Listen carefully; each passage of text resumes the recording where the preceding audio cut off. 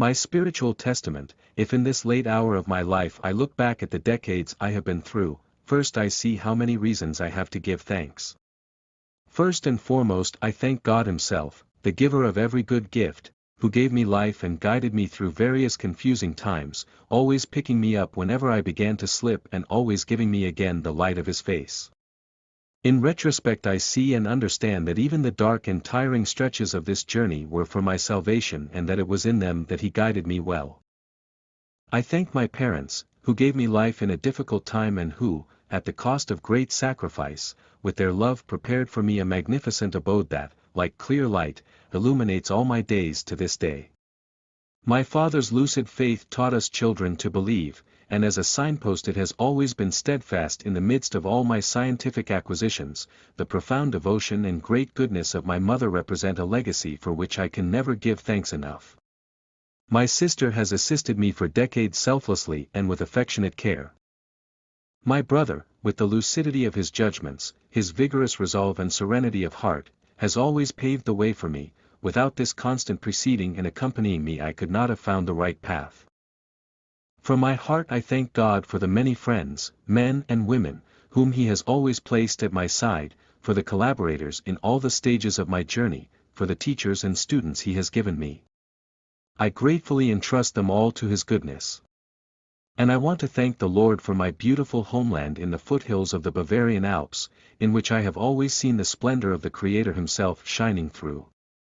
I thank the people of my homeland because in them I have been able again and again to experience the beauty of faith. I pray that our land remains a land of faith, and I beg you, dear countrymen, do not let yourselves be turned away from the faith.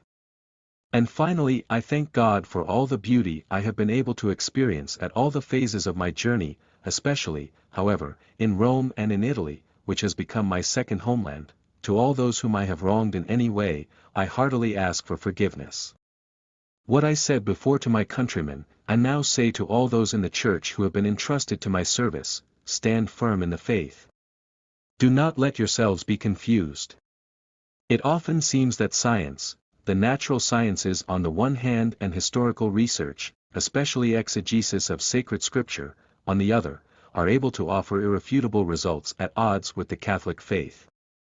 I have experienced the transformations of the natural sciences since long ago and have been able to see how, on the contrary, apparent certainties against the faith have vanished, proving to be not science, but philosophical interpretations only apparently pertaining to science, just as, on the other hand, it is in dialogue with the natural sciences that faith, too, has learned to understand better the limit of the scope of its claims, and thus its specificity.